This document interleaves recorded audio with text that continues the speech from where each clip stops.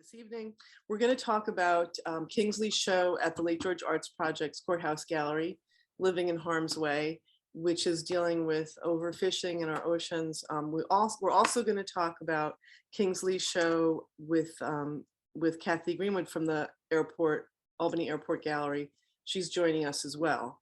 And Kingsley's show opened up recently there called Woodwork. So I'm really glad we've got Kathy with us tonight too. So I just want to I'm going to go through some installation shots just to give you all a sense of what the exhibition looks like. So when you walk in the room and you turn, we start with number one is this whale. If you can see my mouse, the whale drawing. And there is kind of a sequence that Kingsley had in mind in putting the show together as you walk around the room. So I'm just walking you around the room. Okay, so we've got works on paper, prints, drawings, paintings, and sculpture, these fishing boats in the middle with their nets underneath.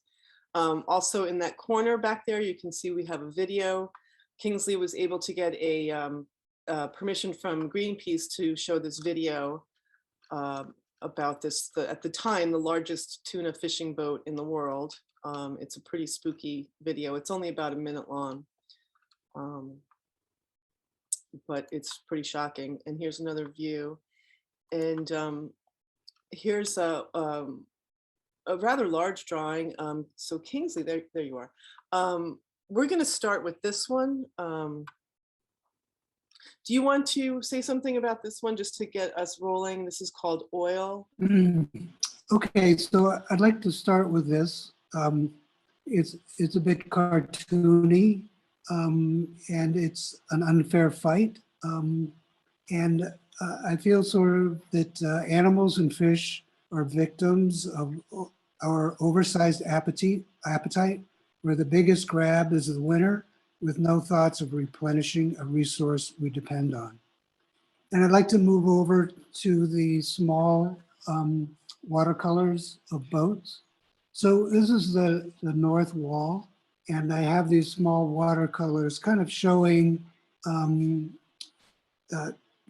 indigenous traditional boats and how they sort of slowly evolved into bigger fishing boats. You know, initially they're without motors, and then these people are living near the edge of the shore, and they need motors eventually to get to the fishing grounds that are now not around where the villages are. And they kind of end up with this dark boat that's fishing at night. And that's a new thing, and only big boats with a lot of equipment can fish 24/7. And next to that, on the left, is a sort of typical fishing trawler that's pretty big with a lot of space for a lot of fish. And to the left of that, to the right of this is a sculpture. And it's called Scaled Up Fishing. And this is a metaphor for me. These are boots made out of plaster that I made, and the apron as well. And it's very large. And for me, it's the beginning of kind of looking at the industrial side of fishing now. And I'd like to talk about that a little bit. I want to talk about some of the workers that work on these trawlers. And in Thailand, they are migrants brought into Thailand illegally by traffickers and often sold to boat captains. On fishing boats, the work is 16-hour days, 7 days a week. Workers sometimes go a year before ever being paid. Some of the boys are as young as 15. They're mother ships that carry fuel and food and spare nets out to the slow-moving trawlers. so that the trawlers can fish more than 1,500 miles from land and allow fishermen to stay out to sea for months or even years before coming in. And of course, there are abuses in this system. Captains can sell their laborers to other boats. Former deckhands described prison islands. These are uninhabited atolls, of which there are hundreds in the South China Sea. And fishing captains sometimes maroon their captive crews on those islands, sometimes for weeks, while their vessels are taken to port for dry docking and repair. Fish from Thailand is their fastest growing export, and it's recently totaled more than $190 million. And it's for pet food, and the normal cat in the US eats 30 pounds of fish per year, about double of that of the typical American. And we'd like to know who's fishing in these areas, right? So here's a picture of a factory fishing boat with a small Indonesian boat in scale next to it. And you know, the smaller fishing boat is very sustainable. It's probably a family that runs this boat, and the hull is small and considerate, whereas the factory fish boat is just scooping this up in this zone and returning to whatever country it came from. Most countries have zones who have shoreline, have zones of fishing that are for only their boats.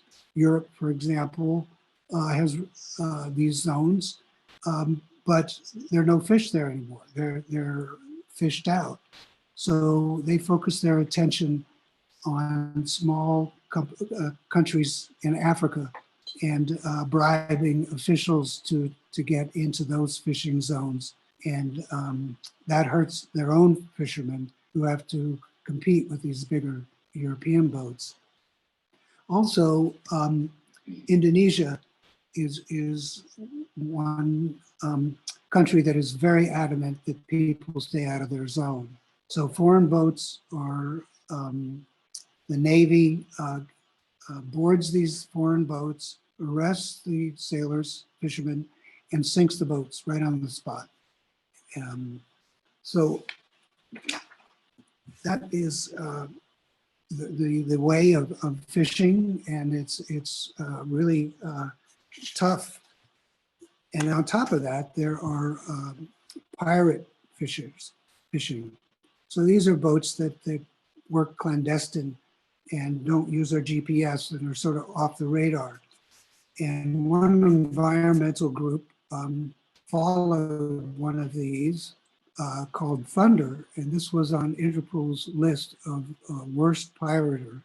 And they trailed this boat for 110 days and 10,000 miles until the boat ran out of gas and stalled. And the crew on this boat did not want to show what was on the boat. So they opened the hatches and doors and sunk the boat so no one could get on and see what the illegal catch they had on board. And then they were soon arrested when they got into lifeboats and whatever. But it's very ramped up. And it's tough when you see countries like Iceland, Norway, and Japan fishing for, still harvesting whales.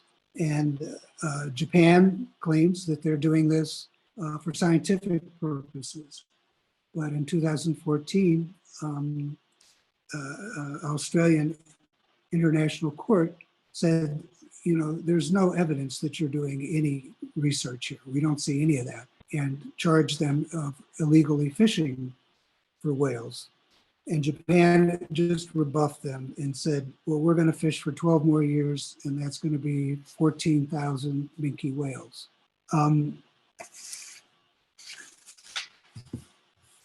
So I would like to go now to the fishing village. It was on the title piece. So this is where poor people are living. and these are on the edge of the ocean, somewhat near land, and they're very crowded. They're built with whatever's available. And these are the people that really need fish, and they don't need their fish taken other places for other people. But it's a tough life. And I'd like to jump to the ghost net. Sorry.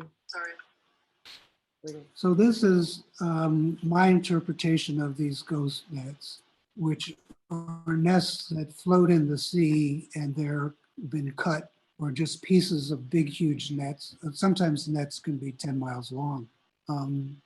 And wildlife, marine life gets caught in these. And perhaps navigation would be a good piece to see.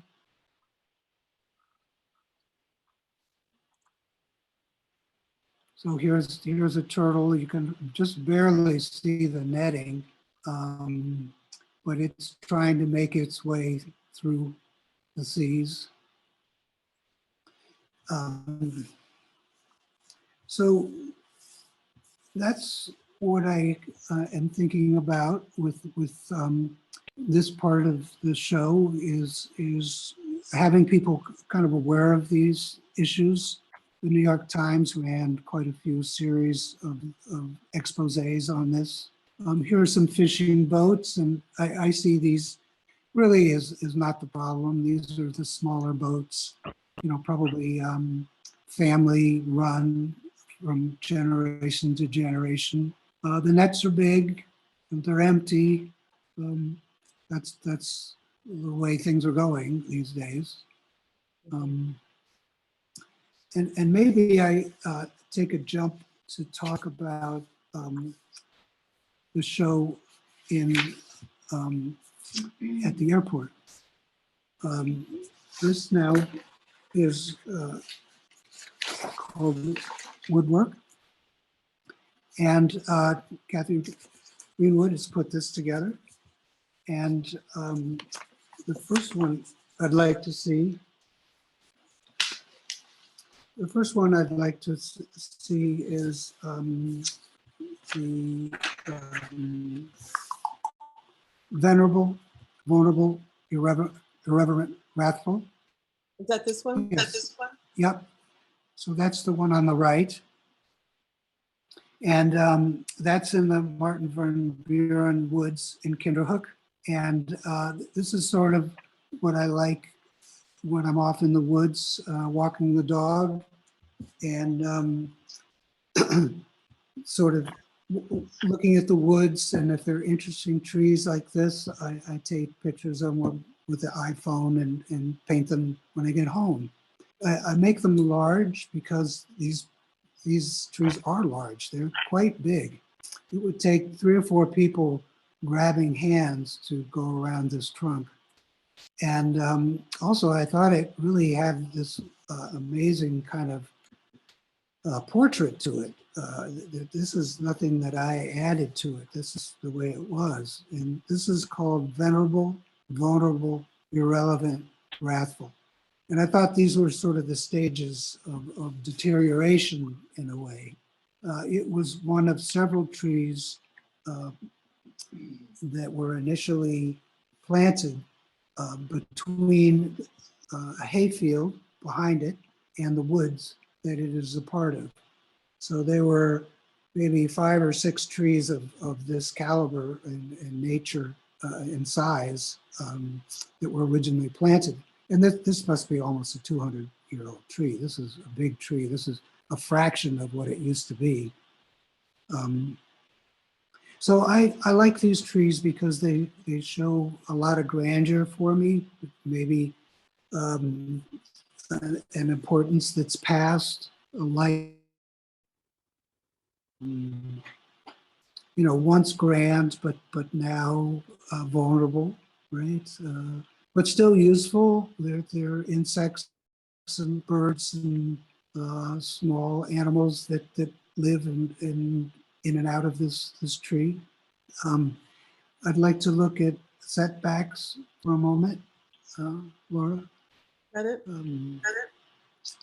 No, it's the one with the one arm. Oh, right. Right. So the one on the right is a tree, and I like to identify where these trees are from. This is on Boston Corners Road in Millerton, New York, and it's huge. It's I wouldn't be able to get my arms around this tree, and there'd probably be three of me, height-wise, to get to that top. And it's missing its top, so I don't know what that was. It must have been something pretty violent, like lightning or that. And even that one limb that went off has a lot of scars and old sores on it. And I call it setbacks because those two sprigs above it have a little bit of vegetation in the spring. And it's just marvelous how these trees keep wanting to live and keep going. And I paint these on old canvas drop cloths that I get from commercial painters. I swap out new ones for them and they give me their old ones. And I like that these paintings are not stretched and not too precious. I like the fact that there are spills and marks on them.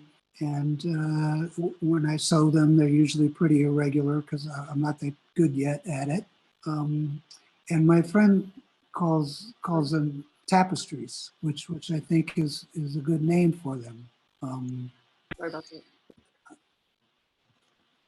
And I want to move into maybe one of the smaller pieces, the one on that one.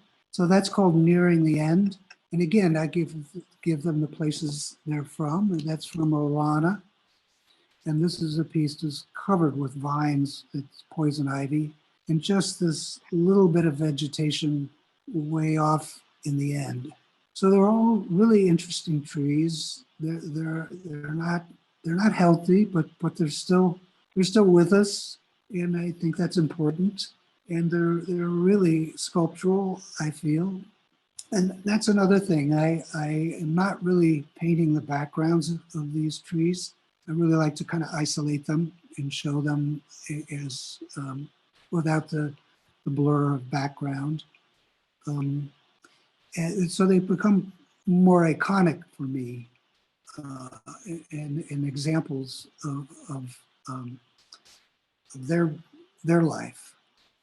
There's another one though called Indecisive. That's the curly one. Yeah. So this was a friend of mine, good friend of mine who lives on Martha's Vineyard, found this on a walk on the island. And his title for it was Indecisive, which I think is wonderful. I love the shape of it. I think this tree is in pretty good shape. We're seeing it in winter. So it's still living, although it's got quite a bit of moss on it. But these trees are fun for me to find and paint. On the wall are these small tool paintings, and this was a surprise for me because Kathy came to my studio to pick work, and these were off in a corner. And these are just small watercolors. I think they're 11 by 14 inches. And they were torn out of a ring pad that had a serrated top. And these are tools that I own. I kind of enjoy picking tools up for a couple bucks, not a lot of money. And I have a nostalgia for these things, these hand tools. They often have the owner's initials on them because these were prize items that workers had and wanted to identify. Nowadays, they're all power tools that we use. I'm guilty of that too. We've got a plumb bob there. You know, we use lasers now. Staple guns. You know, we use nail guns now. but there's something special about these tools. And their design has changed over the years too. And even though a lot of my selection are things like hammers and old levels, their design has changed over a long time too. So they're beautiful pieces of design and craftsmanship when they were made. But I also bring it up because I never coordinated getting these framed or anything. They were just sort of studies. And this is something that caught Kathy's eye. And I was very surprised and I also, very dismissively said, well, these are guy tools, these are things guys are interested in. And a real gender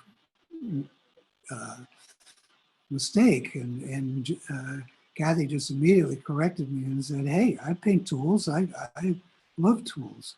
So that surprised me that this was going to be something that she cared for and was interested in.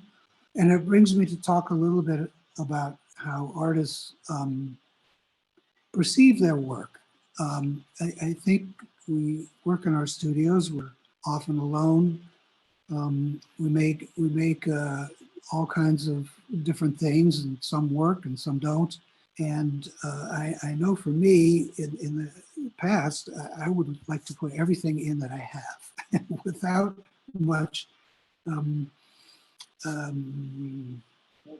editing. And having Kathy just sort of pick a whole genre here that I hadn't expected was quite different. And anyway, these two shows have been instructive for me because I've enjoyed working with curators who are also artists, and they have no problem telling me what works and doesn't work, and also insights on how this can be shown. And I find that very, very much a collaboration to work with. I know with Kathy, I arrived with the van. Carla, my wife, and I helped unload the van. Things were put on a dolly, and Kathy disappeared through a door and told me she'd have it ready later. And that was surprising. I thought, well, don't you want to hear what I want to say? And it was wonderful. So when I saw the show just a couple of days ago online, it's fantastic. And nothing I could have ever imagined coming from these pieces. So it's really been fun having these shows and having this opportunity. And working with both Laura and Kathy. And that's kind of what I have. And thank you, Kingsley. It's just wonderful to hear you talk about your work and see these images. And what I love about your work is that you really do such thorough research on what you're looking at, what you're thinking about. And like I was talking with you and Kathy earlier, I feel like there's a kind of way that you approach your work that feels, I don't feel like these, like at least definitely for the fishing show at the Arts Project, the overfishing subject. It's very concerning, it's very upsetting, and a lot of the images are kind of spooky or scary, but they're not like really in your face. And I feel like you're very sensitive to the subject. Like your drawings are just, I mean, there's the cartoony aspect, but they're just very sensitive to the subject, and they're kind of beautiful and sad too. But I feel like your work is not like a in your face, like, we're all gonna die, or, I mean, you're trying to have a conversation about some really important stuff. And like this, art is a way into people's hearts and minds to have that conversation. But I would like to have Kathy talk a little bit about putting woodwork together. Just get a couple of words from you, Kathy.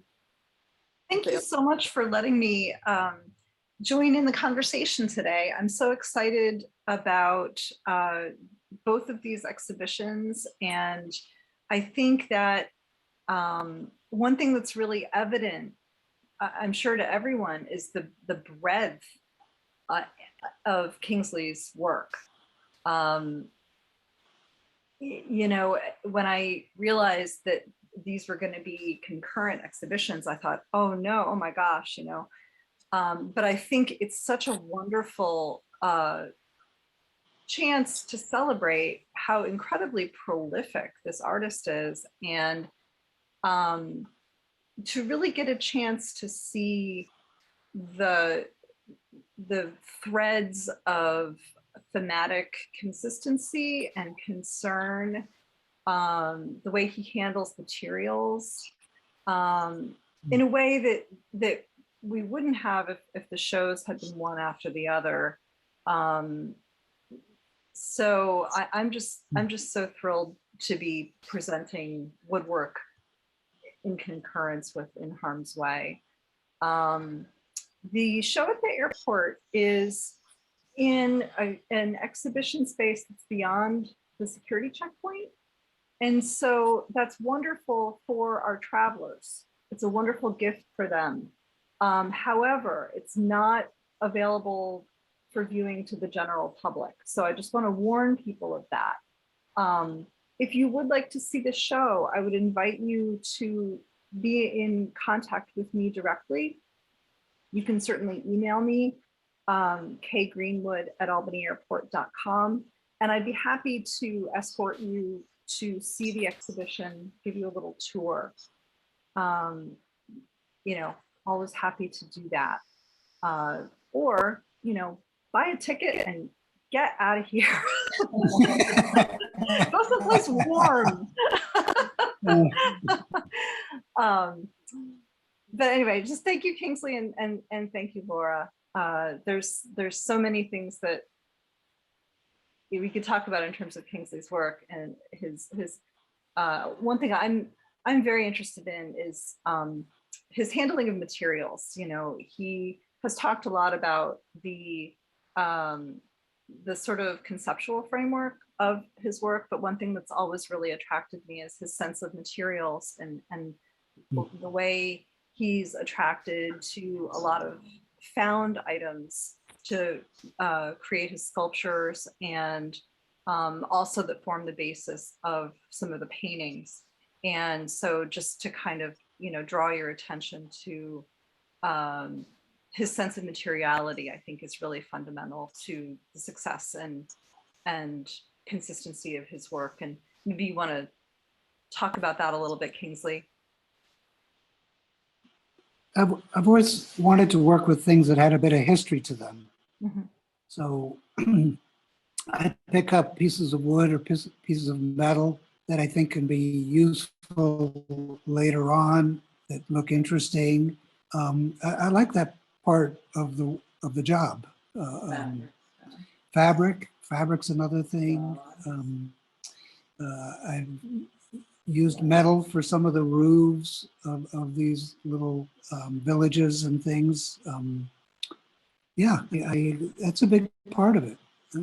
I think that in the chat room, we have a question from Rebecca, which I think actually, as Rebecca, as you were typing, Kathy started to address it, and then Kingsley, I think, kind of mostly answered that, because her question to you, Kingsley, is, I'm curious, you mentioned working on painters' drop cloths. Do you try to reuse materials and or use found materials when you can? So I think you kind of answered that. You know, speaking of reusing materials, the fishing village, I mean, it's so intricate. There's two sets of fishing villages, and you can see the, you know, the tin cans and some scraps of paper left on them, and then of course those large tree paintings at the airport are drop cloths that are, and you can see they were used. Wait, do you get them from somewhere, or are you your own, or? No, I swap new ones to fellows that are signed, you know, commercial painters. That's fantastic. Wow. That's very interesting. And again, it helps me that I'm not working on something really clean and new, that they've got some character to them. Yeah, it's kind of like an underpainting. They have a bit of gesso on them, but sometimes it's more or less depending on what I'm doing. And yeah, so I love materials. I scavenge down the street. It was a demo project, and I got a lot of the lathing from there. So that's goes old lathing that hand plaster is on, and I used that for a piece called Salt, an old barn that I made, and that had a lot of that wood on it. I kind of keep stuff like that around when I find it, thinking that I'll use it sooner or later, but it has much more character if it's older and beaten up and of more interest to me anyway. Oh, my computer's gonna lose power. Hold on. Oh my God. Okay. Woo, that was a close one. I'm just gonna go real quick to the screen share again. Oh, I want to mention too, if I could, that the woodwork will be on view till July 6th. So while In Harm's Way is up through the month of February, there's a little more time on woodwork. A lot more time. Right. Yeah, so I'm glad. And just also, I wanted to just mention, if you, Kingsley has his own exhibition page on the Lake George Arts Project website. And I have Kathy's email address there and information about, if you scroll to the very bottom, information about the show at the Airport Gallery. I wanted to just pull up the screen share again, because I don't think I showed these details of the fishing village. There's one view of it, but I mean, also in the, I'm sorry, bouncing around a little bit, but in these boats, Kathy, you were talking about, the handling of his material. I mean, Kingsley is it's just kind of amazing to be able to paint and print and draw and sculpture, like to have all these different materials. Here's actually a woodblock. It's not a print, it's actually a woodblock that Kingsley inked up. But, between the 2-dimensional and the 3-dimensional, he's able to keep these threads going. I also want to just say something about scaled up fishing. This is an oversized apron and completely oversized boots, which you can't really tell from the photo. Right. But it's some beautiful watercolor and ink drawings, dolphins, and there's kind of a companion piece to this one. That's called Trust. Yeah, this one kind of blows my mind, because I was looking at it and I knew it was titled Trust, and then it kind of hit me over the head that this is a boat, and it's the fish, as if you're looking up through the water. And of course, we know dolphins are very curious animals. And there's another really striking red sky in the morning. And this is a pretty large drawing. Well, the first foray into the arts was printing, and I wanted to learn about printmaking, and I had already graduated from college without any art credits, experience anyway, and I started going to class at night school. So printing was the first thing I kind of went for. And then I ended up in New York, in Soho in the early years. And I had worked for commercial printers factory work, and that's how I made my living and going to school at night. And then when I started graduate school at Hunter, they had a wonderful, they didn't have a very good print program. So I kind of left that for the moment and started doing sculpture. I mean, I had a teacher, Robert Morris, and he was fantastic. I really learned a lot from him, and started painting a little bit then. And those paintings included fabric back then. I sort of get bored if I work on one of these models with a lot of detail. I need to do something different after that because it's so kind of picky and a little bit finicky. And the big paintings, sometimes they take a lot of time, and I want something simpler to do. And so it's a bit back and forth. And I also, some of these series are ongoing. I mean, these trees here were a world of hurt, and I showed that first at the Re-Institute, the barn in Millerton, New York. But I still see other trees that I like to paint. So I'm sort of adding to this, even though it's not a full-time thing. So there are other things that come in that I want to do. And I love being in the studio, and COVID was a good place to keep still and get some things done. And again, I mean, here you've got the fishing village here. This is the earlier version. It's quite small, but you know, I'd find tin cans and cut them up and kind of live in that little world for a minute. I sometimes think the models have more of a punch to realism than a painting would have of a village. So you can really kind of look into them and see these narrow passageways and realize that people have no sense of privacy. This one's a little different. This is a positive piece of work. It's called Shorebirds.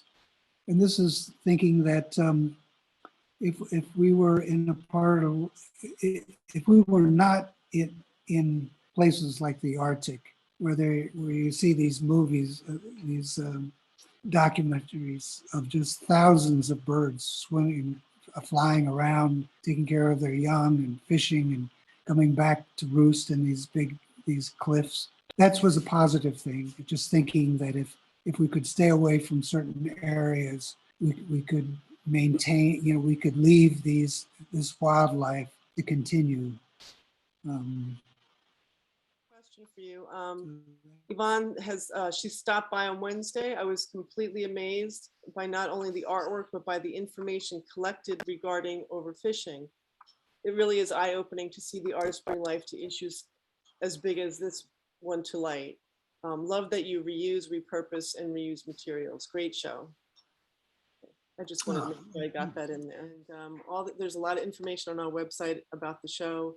We also have links to some online videos that Kingsley has from other shows or organizations, as well as there's this video from this show. Look TV did a short little video, and we expect some other things are going to be coming out shortly. But I do hope you can come by the gallery and call us if you can't make it during gallery hours. We got another message here. Joyce Miller, thank you so much. Fern, thank you very much. Love the work, Kingsley. Beautifully done. Wow. Deirdre, fantastic work, Kingsley. So, they're coming in fast and furious. Thank you, says Yvonne. So bravo, Kingsley. It's a fantastic show at the Arts Project and also at the Airport Gallery. And I'm so glad that Kathy and I got to combine our forces here and and highlight your work, because we really, really love what you're doing, and it's just great. So thank you so much for your work. And I want to thank you and Kathy for enabling this. Not only the talk, but the gallery space and the opportunity to show and the encouragement. It's been great for me. I really appreciate it. Oh, It's wonderful. been a pleasure. Yeah. And another one, Brooke, this topic weighs on my mind. Thank you for confirming what some put out as exaggeration. Yeah, yeah. And also I encourage you, just look online for more information about Kingsley. I mean, he has lots of other work. I mean, like Kathy was saying, he works often in a series, and we've got woodwork at the gallery, we've got overfishing at the arts project, and I'm sure he'll be tackling new things along the way, or expanding on these, because there's no shortage of things to talk about in this conversation. Julie Evans says, great, Kingsley, loved hearing all you had to say. Can't wait to see the shows. Ira Bowden, congrats on the beautiful show. Yay. Okay, everyone, this has been so great. Great to see all of you showing up for this. Thanks so much. And we'll see you at the galleries. Okay. Great. Gonna end this meeting. Thanks, Laura. Thank you so much. Bye. Okay. Thanks, Take care, Kingsley. everyone. Bye-bye.